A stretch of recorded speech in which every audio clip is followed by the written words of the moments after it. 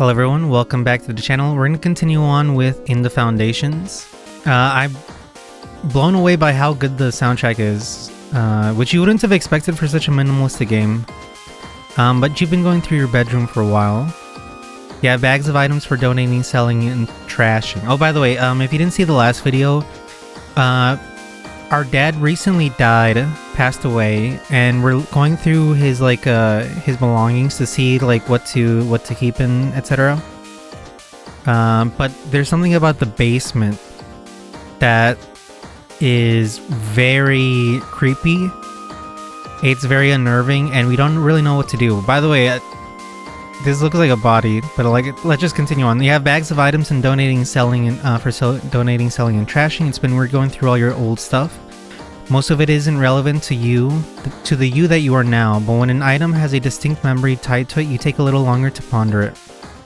The nostalgia in the house feels a little stronger today for sure. You feel more comfortable in the house than you have ever felt, even as a kid. You just wish you weren't doing it alone. Where is Paige, your sister? You fill up another bag and then pull out the last one in the box. You wonder if your dad had more supplies down in the basement. You walk to the basement door and try the light again. You're gonna have to go into the basement one of these days. The light bulb was for sure burnt out. You look through the kitchen and bathroom for light bulbs and can't find any. Very convenient. Try to find a flashlight or something. There's also not a flashlight. Oh no! They thought of it. You prefer to get the light working anyway. You need to go to the local dollar store to grab more bags. Might as well get bulbs too. As you're putting on your shoes, you really don't want to leave. But you know you also need to get into the basement, so you go. The dollar store is the biggest store here since the big box chain closed. As you're walking through the battery aisle, an older man walks towards you. He seems vaguely familiar. You try to look away, but he stands in the middle in your way. Hey, you're Mark's kid. Lots of Marks in the world. Yep. The old man grunts. Mark Hoblet. You poor kid. What a shock that he passed so young. Yeah, it was very surprising. Don't be rude and okay, something I learned as a probably a kid that didn't really understand how to have social conversations.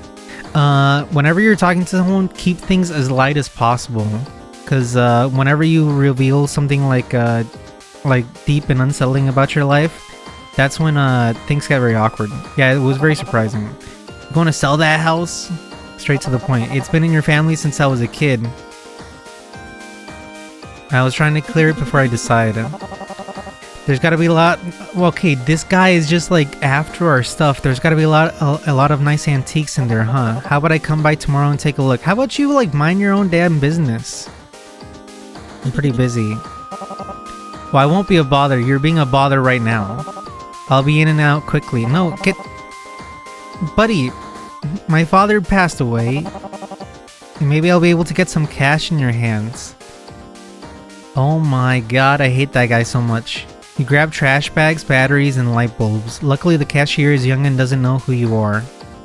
The price you pay is half what you'd pay back home. No, is this home here? I would hate if this was home. Back at the house, you set everything down on the desk and rip open the light bulb box. All of the current bulbs must be the old style ones. No idea where Dad bought them. It's possible he has a stockpile in the basement. You'll find out soon. Why didn't you get a flashlight? Before you go down, you stop to eat some of the leftovers. The microwave doesn't have a turntable, so you have to rotate the food manually. Man, are your hands gonna get hot in the microwave? It's hard to take more than a few bites because you know what you have to do next. Deep breaths. Deep breathes. Sorry, I apologize. It is early in the morning, so I apologize if I misread a little bit. First, you make sure the light switch is off. Then you lean over to install the light bulb. On your tippy toes, you are barely able to grasp the end of the bulb. When you brush it with your fingertips, you get a soft shock, like when you rub your feet across carpet and then touch metal.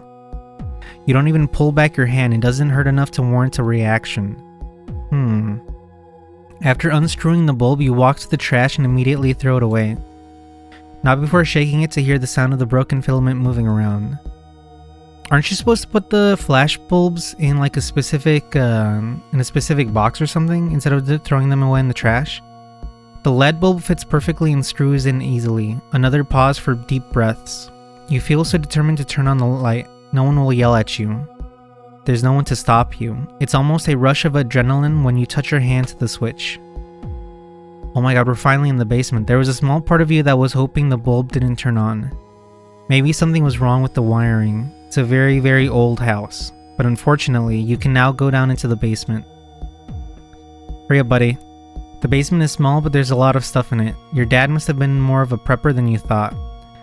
It's a good storage area though, so of course Dad had this all down here.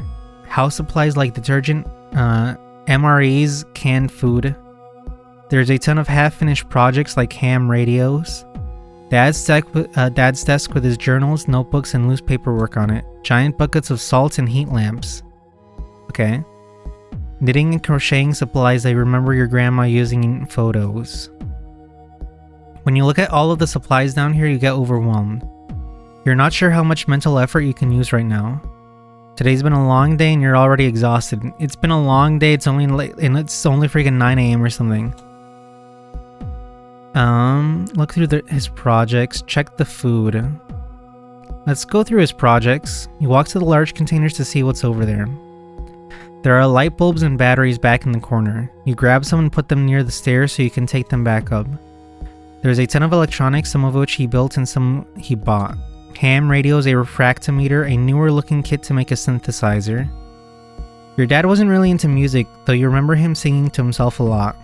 What if he wasn't singing? What if he was like reciting a summoning spell to Cthulhu? Yeah, let's go through the sealed boxes. You see some gigantic boxes in the corner that say filters. They look like they probably are big enough to be for the house's water supply. There's also huge buckets of pH balancers and water softeners. The water here has always been really hard, and you remember rings around the bathtub when your hair never felt clean. I hate hard water. It's awful, especially when you're trying to like make coffee and stuff, and it just makes your coffee taste terrible. There are also heavy tubs of salt. They are labeled Instant Ocean and seem to be some kind of special formulation. There's also a few smaller boxes behind them. You push boxes around until you find this old freshwater fish tank hidden behind everything. It's about 50 gallons. Man, are those fish like long gone? There's a lot of dust in it and fish-related supplies. Small filters, a lamp, tiny jars of fish flakes. You remember naming one of his goldfish Speckles back in the day, but that was at least 15 years ago. There's still more to look at here. You know there's enough in the basement that it'll take you days to cover. You step back into the center of the room, wanting to look through as much as you can. You're tired, but you gather yourself up to keep going. Okay, so well, I guess we didn't go through all of his projects, right? Through Grandma's knitting supplies. Grandma's knitting supplies are down here in what looks like tons of unfinished projects. When she went into the nursing home, she couldn't hold a needle or hooks anymore, so she left them for your stepmom. Sandra probably just forgot they were down there during the divorce. It was surprising, quick, and acrimonious, so she probably wasn't concentrating on that. Your dad didn't know how to knit, Paige might. You don't see anything else over here to explore. The fatigue is becoming worse. It's been a long day. That's probably telling me I don't have that much time to keep going through. Look through the MREs. Let's check the MREs. Some of these are surprisingly old. It looks like the most recent box was made before you were born. They don't have an expiration date, but you assume they're safe to eat. You could bring some to eat up. No, I'm not gonna eat these MREs. But just the thought of it makes your stomach flip. There's also a bunch of protein powder, cookies and cream flavored. Okay. It's gross. Hopefully the food pantry will take it. There's still more to look at here, but you're not sure what else will be relevant. You walk back to the middle of the room to decide what else might be easy to go over. A little relief. You can maybe force yourself to keep going a tiny bit more. Should we check the food again? Let's look at the larger cans. Industrial sized cans of Vienna sausages. Disgusting. You have no idea how your dad ate these. He would make them every holiday and never went back for seconds. The can is so big though, there's no way he could eat them all before they went bad. But then again, in an apocalypse, if it was his only food source. Next to them, canned vegetables, especially pickles and beets. What surprises you is the amount of potted meat. There's a box of tons and tons of cans of Spam. No one in the family likes Spam. You also have no idea how he's managed to find these 4-pound cans. Isn't Spam like, you're not supposed to eat it raw. And by raw, I mean like straight out of the can. You're supposed to like fry it. And when you fry it, it like tastes really good apparently. But I don't think I've had Spam for like probably like 10 years or so. Each box has 15 cans in it. Holy crap, that's a lot of Spam. It's like opening up my freaking email. You know that kind of stuff lasts for a long time, but you can't get over the texture. You never liked corned beef hash either. There's nothing else over in this area that you want to look at. It's hopeless. Your brain feels empty. It's probably a good idea to stop for now. Even though you were apprehensive about coming down here, you feel better now. Before you go back upstairs, you should decide what to do with some of these things. You start with the aquarium supplies. Your dad didn't have a fish tank, so you think first about getting rid of them. They're not antiques or family heirlooms, so who cares? You should not get rid of anything that is down here. What? Why not though? You don't have a purpose for most of this stuff even if your dad did. But you do. Do you really? You guess maybe you thought at one point about having an aquarium. But you don't have one now and it wouldn't be worthwhile to take the gigantic buckets of salt or heat lamps all the way home. Anyway, you'd go for fresh water. Those fish are much easier to take care of. Okay, so the salt is for the aquarium, and it's not for some like ghost stuff. There's a feeling that slices through your brain. Not painfully, but cold. It freezes you in place somehow. The supply should stay here. You may need them. You shake your head. What is going on? These thoughts are audible.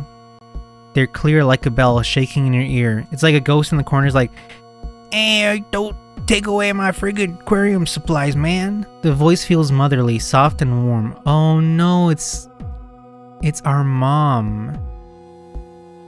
Your voice is shaky, but you make yourself say something. Mom? Do you really want to know? No. That is okay. I want to let you know, but only when you are ready. You feel your heart racing. Words want to come out of your throat, but you legitimately choke, coughing loudly. By the way, if this was like an actual ghost, it was probably like a really bad idea. Because now the ghost knows that like your mother is a point of vulnerability. There's a pile of items you want to bring up to the ground floor, but you leave everything downstairs in your rush to get out of the basement. It's surprising you got so out of breath running up the stairs.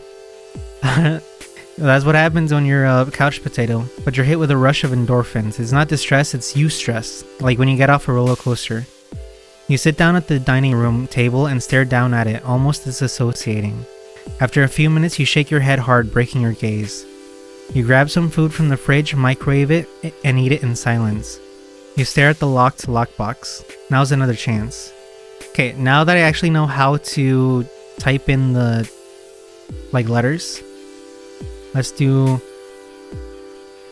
Oh my god. Okay, so remember when I said I learned how to do it? You're supposed to press shift while you type. There we go. Holgate. You pull down on the lock, it stays closed. Do you already know this information? Where would it be? Did you miss seeing it already? No, let me try again. Oh my god, you decide to get ready for bed. As you brush your teeth, you stare at yourself in the mirror. Your eyes feel tight like you were crying, so you close them. You focus on the vibrations of the toothbrush. When it stops, you spit into the sink that you know is there by feel. You're almost afraid to open your eyes again, but you do. There's nothing but your disgusting spittle in the sink. You wish you could open up that lockbox. There might be something important in there. So bed, yes, let's go to bed. The couch is starting to feel like it has a groove for your body. Okay, Madonna? You stick your arm out of the blanket and turn on the TV. You're lulled off to sleep yet again by the TV noises. And the freaking UFO, toy or something. You haven't felt like going back into the basement all day. Yesterday was like getting a grain of sand in your clam chowder. What a metaphor, man.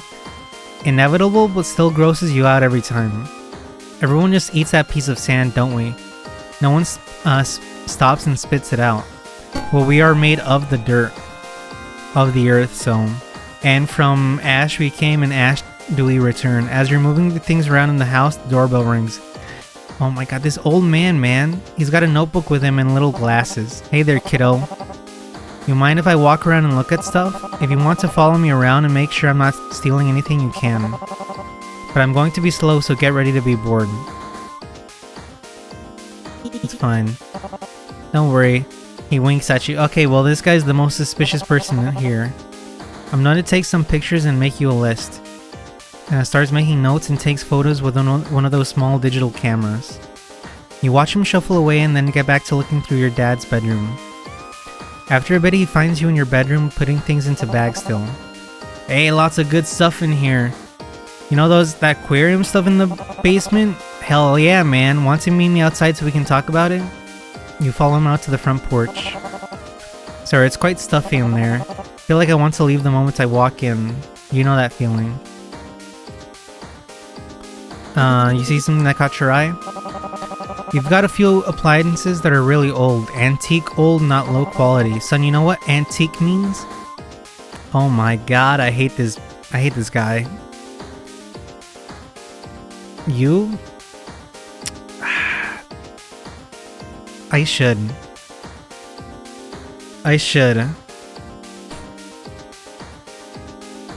I'm gonna do it. You? He laughs and wipes his hand off on his pants. Kinda, but I'm talking about something from my dad's generation. I mean, some of it is more modern, but it would be worth a lot. The toaster, it's one of the older mechanical ones, not the electric ones. Oh, and that coffee maker. You can't have that. I guess you're a caffeine addict. That's fine. He scratches something out in his book. Here. He extends his shaky arm and hands you the small notebook. You look over the list. Seems like he mostly wants the larger furniture. It would really help you to have it out of there. Even if you don't sell the place, it would be nice to change it up. The back bathroom could be remodeled, raise the property value somewhat. Could shake out some of your shame and memories. Might make you want to stay.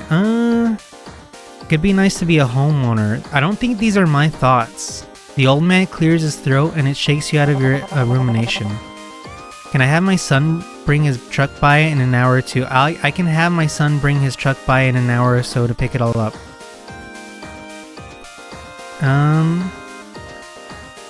Have him come and then I'll decide. If you have any objections, let me know. When you were looking around, did you see a snow globe? No, but I wasn't particularly looking for one. I'll be right back. I'll get the kid over here so he can carry this for me.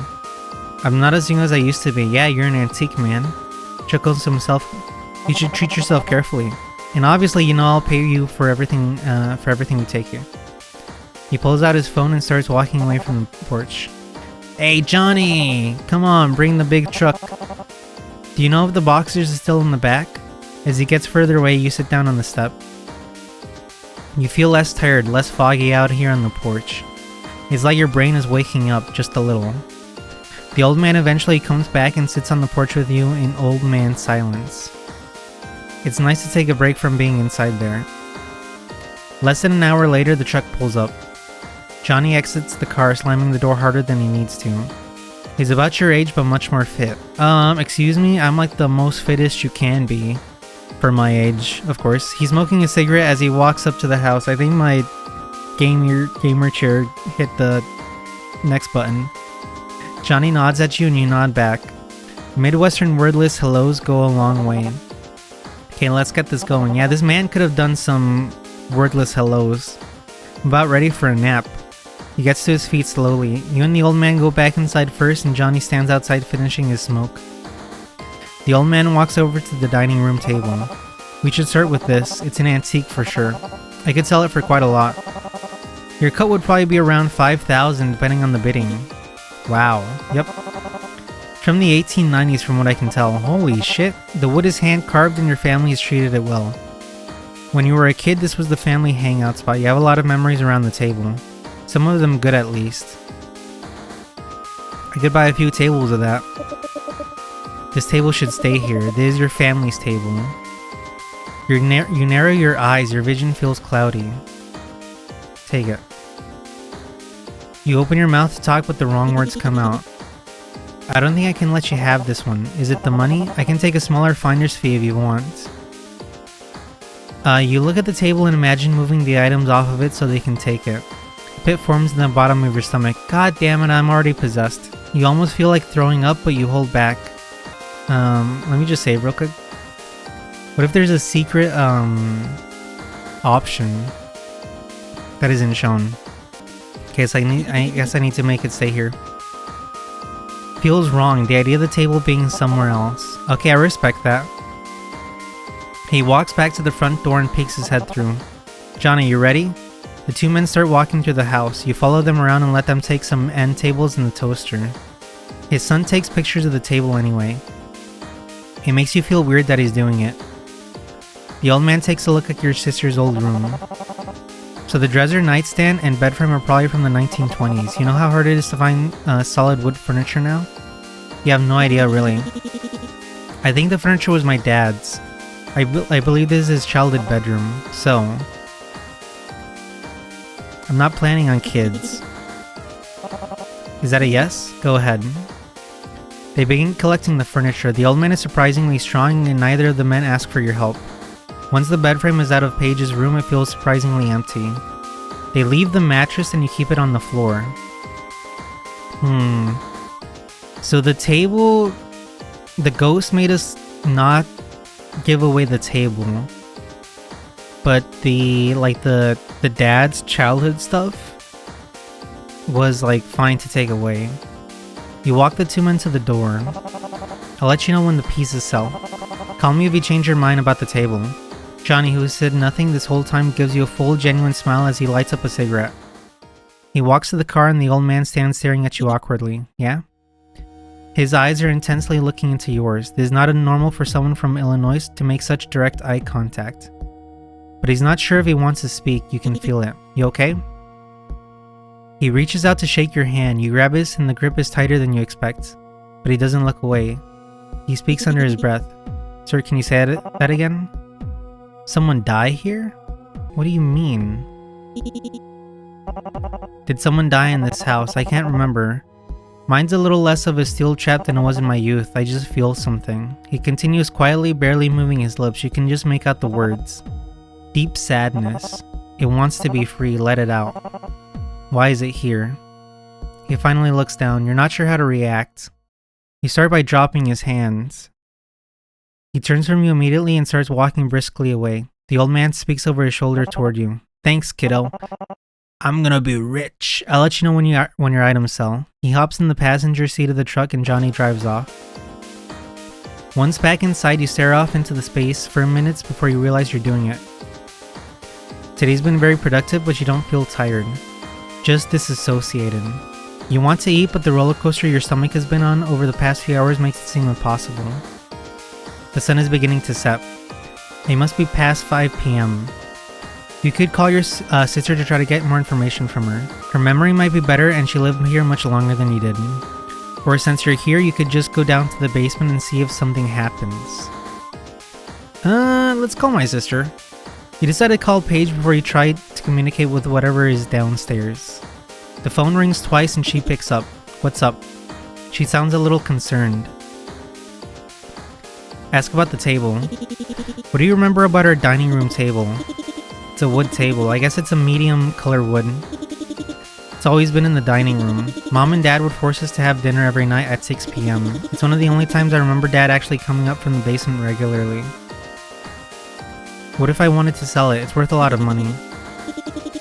Yeah, I assume it's really old. She's quiet for a long time. How much? For 5,000. Could buy a few Yo, Paige and I are on the same page. Could buy a few new tables for that. Or maybe get a second opinion. Maybe it's worth more. Yeah. There's a problem though. I mean, Dad died. There's a lot of problems. Paige, please. Sorry, I'm serious. Some old man who knew Dad or something came over to buy the table. He offered to take it and sell it at his antique store. Okay. Did he not have big enough of a truck? He brought his son with their company truck. I wanted to tell him he could take it, but I couldn't. Why not? My mouth would not say the words. I felt something stop me. Like a feeling in your stomach or something? I think that I shouldn't... Okay, here's the thing. Either Paige knows that there's a ghost in here, or she's gonna think I'm crazy. So, this is just a little gamble. Could be a spirit or something. The house always gave me an unearthly vibe. Maybe. Did I ever tell you about the time I swear I heard Dad talking to someone in the basement when Mom was gone? He talked to himself a lot. No. I heard another voice though. That's peculiar. There you go again, talking like you're from the 1950s. Who says peculiar like that? That's peculiar. I'm sorry you felt weird about the table. It's normal to do things you wouldn't expect when grieving. You gotta try to be nicer to yourself. I'm trying. Remember when Scotty died? Who? You didn't want to go throw away his collar for a while. Okay, the dog. I remember I found it in the back of your nightstand. Why were you looking through my nightstand? Yeah, okay. I think you hit the TV remote or something. Probably. I did manage to give them your old bedroom furniture. Mine? I promise I'll give you half of what he sells it for. Okay, but please ask me if you get rid of anything else from my room. Sure.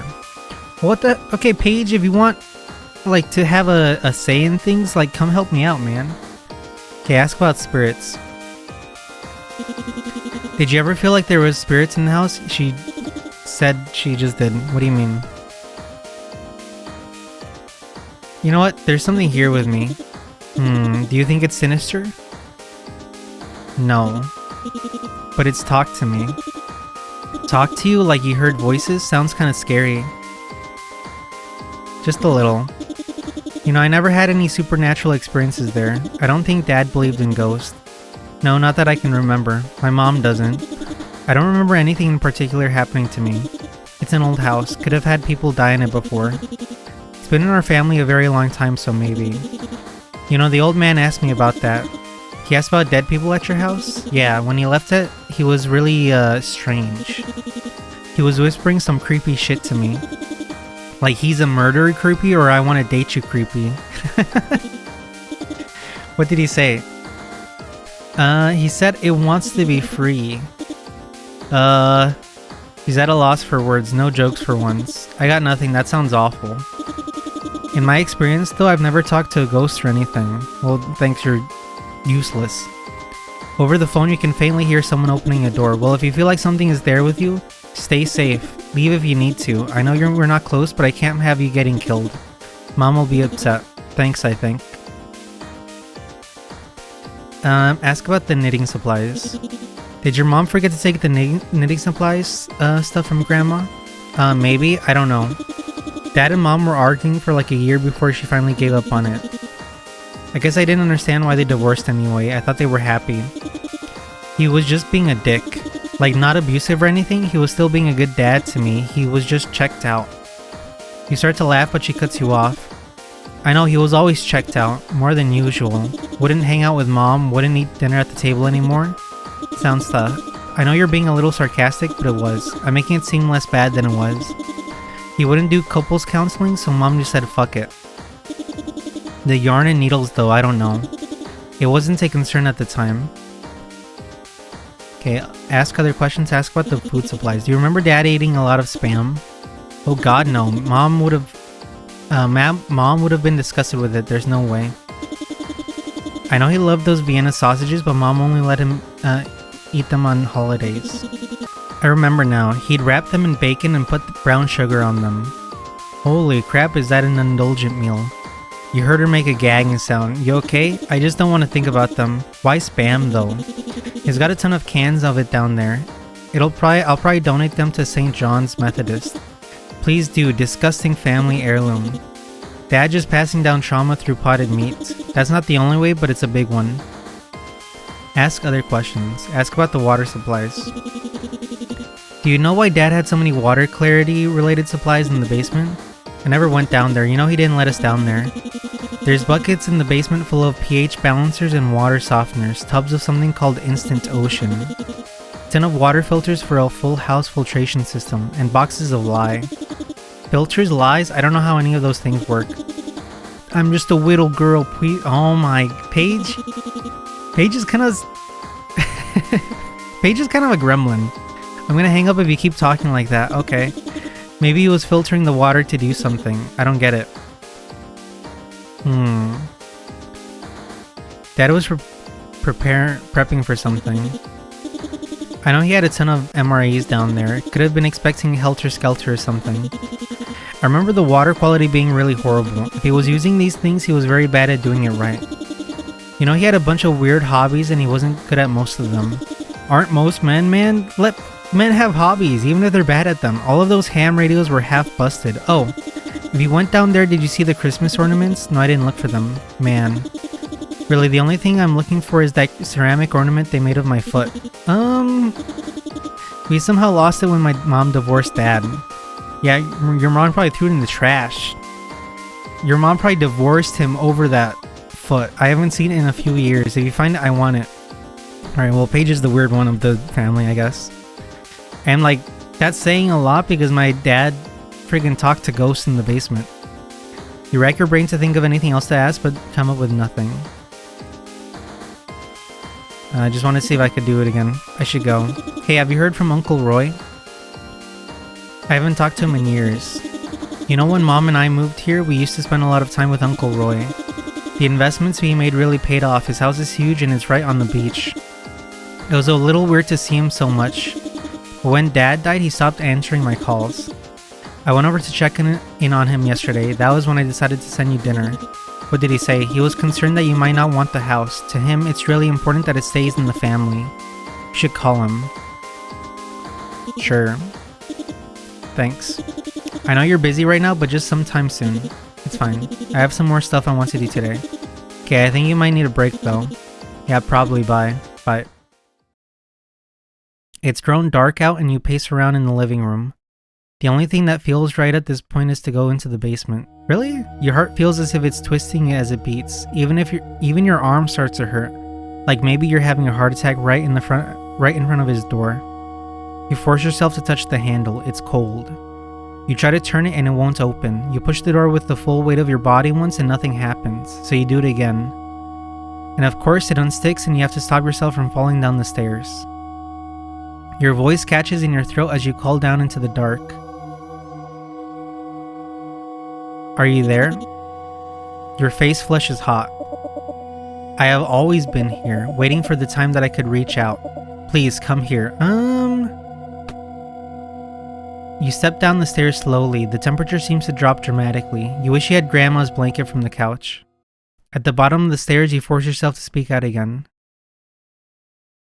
Do you have form? I do. That is my mom. You start to see something corporealizing in front of you. It starts out looking like a blob and takes shape. It grows legs, arms, a soft face. Your eyes look back at you. Your arse looks back at you. But something is different. A face you've only ever seen in photos before. There's no way. It does look like your mom. The mom you've never met. You start to feel a heat that climbs up your neck to your scalp. You breathe faster. It, the ghost of your mother, hangs in the air before you. When you move your head from side to side, the shape shifts. But it is unmistakably the woman from the photos. You feel compelled to speak. I need to know. Ask her a question. Ask who she is. Who are you? Someone who loves you. Someone who has loved you for years. I have known you since before you were born, but me, I'm afraid to tell you. Tell me the truth. Did you die here? I do not know if I would call it that. She puts her hands over her face. You hear a faint sound of haggard breath, which feels impossible for a ghost. When she speaks again, it's quieter. Also, this face looks like Paul McCartney from the Beatles, but this ghost is lying. I have prayed that you would come back for me, but worst of all, I cannot answer your question. Why not? Her shape shimmers and changes. Can she tell you're concerned? I want to, but telling you will change everything. It will taint your childhood, your relationship with your father and his father. Ask her a question. Ask what she is. What are you? What do you think I am? A demon? A hallucination?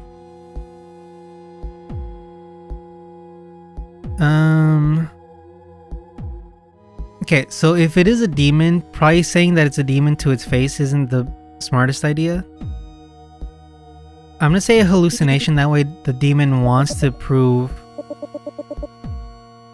that it's real. Like, could a hallucination be this strong? I don't know. What you do know is that I am more than that. You think she's smiling at you. The face warps and contorts. It's almost scary, but your heart is already racing.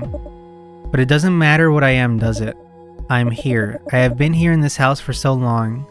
As you try to think of what to say next, you feel a hand stroke your cheek. Pull away. Though it feels warm and kind, you lean away. You have no idea how hot it can get. How is she doing this if she has no form? Okay, I'm gonna save.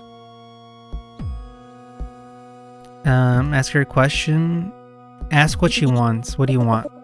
I need your help. I am trapped here. You have to help me. You look directly into her shape, trying to figure out what she is. You can't shake the feeling that she must be your mom. What you can see in her face sometimes looks like your own. I don't want to help you. Something in her face changes. Anger? You can't tell what. I understand, but I need you to. She shimmers. Her face seems to be pleading. I cannot leave. I cannot care for myself. Only you can help me.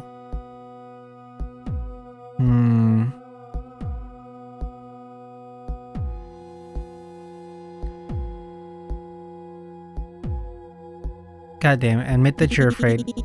This is really scary. How is this happening? Dad died and now I'm being confronted by my mom's ghost. Why did you say mom's ghost in the basement of our family house? I admit. I'm also scared that you will not understand. You must trust me now. I guarantee I can make that fear go away. I can make all of your pains and anxieties go away. This is one of my specialties. I will fix all of this for you. She looks directly into your eyes. Look away. Your eyes flick away almost instinctively. The hairs on your arms stand up. The room spins a little. You close your eyes for a beat until you feel stable. Please look at me. As you search the void top to bottom, you feel a calm wash over you. You're not sure if it's because you've had a few minutes to get used to this, or if it's something else. No, as you continue to stand eye to eye with her, as much as that's possible with a ghost, you start to feel euphoric. It's not like being drunk, there's no nausea or shakiness. It reminds you of just falling asleep under a heated blanket. The vibe of the room seems to shift. Whatever she is doing to you starts building slowly, from something gentle, caressing your skin, to electricity on the back of your neck and shoulder blades.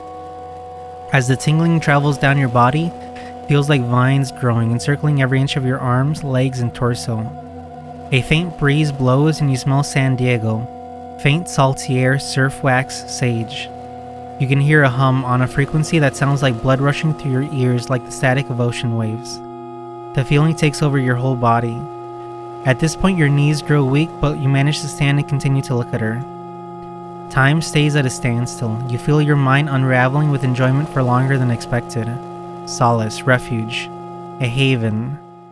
Slowly, you become more alert again. You feel your toes in your socks, your arms against your sides. It feels exhilarating, addicting. What did you do to me? Be patient, I will explain. But something's changed. You know deeply in your heart that she will not hurt you. I'm gonna move on. You feel vaguely satisfied in your answers, but you're not sure why. Can you trust your ears, your eyes, your mind? You feel close to hyperventilating. Something is scratching in the back of your brain. Then she speaks again. You hear her more clearly than ever before. This is not how I wanted this to happen. This is not what I did last time. But because we are here now, I do not have another option. Please give me the time to explain. I'm very prejudiced against this ghost, I will admit. I want to leave. Please, please, please, I'm stuck like this and only you can help. She sounds frantic. Do not abandon me, but you really want to leave. If you do, you won't know the truth.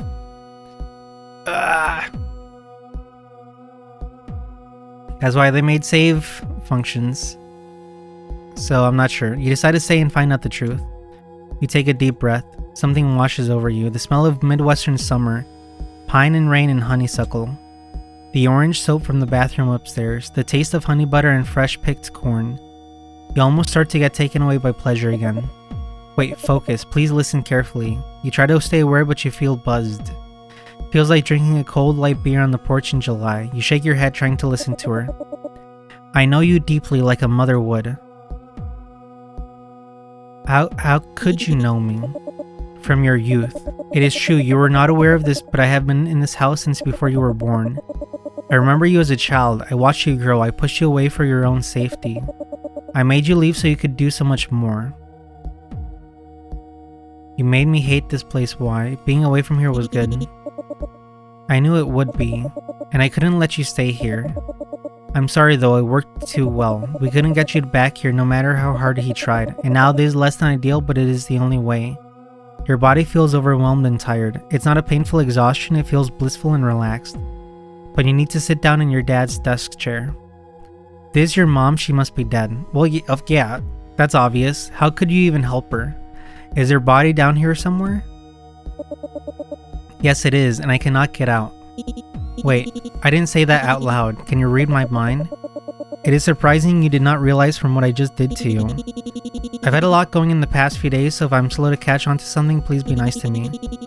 Before I agree to help you, I need to know something.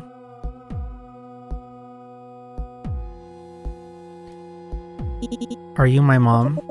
I understand I look like your mother, Catherine. She makes a noise almost like a sound of pain. Can ghosts feel pain? Unfortunately, I must be honest now. Your mother used to live here, but she has been gone for many years. I have felt no deeper sadness in any person than in your dad when she left. She saw things she should not have seen. Did you read all of your dad's journals? Do you know what happened? No, what happened to my mom? She knew about me. She should not have known I was here. Your mom rightfully left. When she found out about my suffering, she could not bear it anymore. Your dad would not let her take you. He clung to you, hoping she would return. This is why I assumed he was so afraid to tell you. So why pretend? I knew you would like this form. I knew how much you wish you knew her, and I hoped you would accept me if you thought I was her. Please forgive me. I would come to you in any form you wanted. Visions like this do not have to look like my body. Where is your body? Are you buried here? Yes, I'm close by. I desperately need you to come to me. No one else can do it. Okay. You sense how pathetic and weak the spirit is. She needs you to come to her aid. You have to help her move on from whatever is holding her here. You notice now that since you've been talking, her image has been growing softer. She's fading from consciousness, and you can't be sure how much longer you can talk to her. Do not worry, I'm not going to surrender into nothingness just yet. I'm growing extremely tired though. We may need to come back tomorrow to continue on so I can get some rest. That's fine, I'm also exhausted. You know, hours have passed and it must be close to midnight. Part of you is still reeling from the revelations you've had tonight. That this ghost, with her powers to make you feel such strong pleasure and comfort, has been in this house since before you were born. Your dad knew, your mom knew, and that's why she left. You know, it's kind of weird that I bet your ass that this ghost did that same thing to my dad, and that just kind of rubs me the wrong way, you know? But who put her here? Who put her here? Who killed this woman? Have you decided yet if you will save me?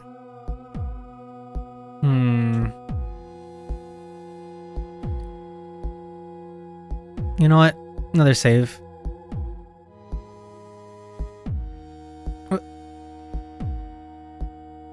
I just want to check what happens if I say I don't want to. She makes a noise of despair. Taylor, without your help, I will die. Please. Okay. You hesitantly decide to help. So tell me how I can help you. I need something from you first. Never mind. She looks at you with a concerned face, or so it seems. Whichever fear she felt at the thoughts in your head is visible in her posture. Once you take care of me, I can give you as much of that as you would like. For now, though. You need to get into the basement. Oh, there's another basement. The real basement. I need you to check behind the shelf with the boxes on it in the back wall. You pull the shelf away from the wall, knocking over a few boxes along the way.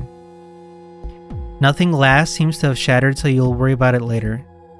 Once the shelf is moved, you realize there are scratch marks on the floor. If you had pushed it to the left, it would have easily moved. Behind the shelf is a small door locked with a chain. You could possibly break this open, but it would be easier to find the key. I do not believe he left it down here typically. It's probably on his key ring. That would make sense. The keys are upstairs. Do not worry now, we must both rest. It has been all of my effort to stay present the past few days. When she speaks, her voice is faint. Please do not leave the house. The farther you get from me down here, the harder it is to sense you. I'll come back tomorrow morning, please do. I know you're scared, but I promise again that I cannot rest unless you come back. You stand from the chair shakily. Climbing the stairs proves to you how tired your legs are. You hold onto the railing with a strong grip as you slowly move up, but some energy returns as you clear the top step and close the basement door. Okay, well, I don't really trust that ghost at all. You notice your mind feels sharper than ever. You hadn't noticed that she'd been in the fog the past few days, but looking back, there's been something crawling in your skull, quietly taking over your thoughts. The old man must have felt it too. Whatever she is, she's been infecting your house for years. The thought that you moved away from your family because of her doing. And yet she's in need of your help. She's so powerful, but yet so weak. You sit down at the dining room table and put your hands on the hardwood. It's cold. In fact, you realize the whole house is cold. Before you get up, you look over at the lockbox. Still unsure of the code, but you might as well try something. Okay. Okay, I have a name now. Catherine. You pull down on the lock. It doesn't open. God damn it. You're surprised it's not your mom's name. You aren't sure if you'll have another chance to do this. Dad should have made this information easier to get. Now you have too much to do and not enough time. It might be Taylor then. You brush your teeth with your eyes closed. You crawl onto the couch in your clothes. Grandma's blanket feels soft and warm over your shoulders in the cold house. You fall asleep without even turning on the TV. Alright. So, what I'll do is I'll end the video here. I do not trust that ghost. I don't know about y'all, but I'm not one to all willy-nilly trust a freaking random ghost that carries my dead mom's image so that it could get into my good graces, right? That might just be prejudice against ghost things though, so I don't know, that's just me. Anyway, if you made it this far, I appreciate it. Remember to like and subscribe, leave a comment, and I'll see y'all on the flip side. Bye.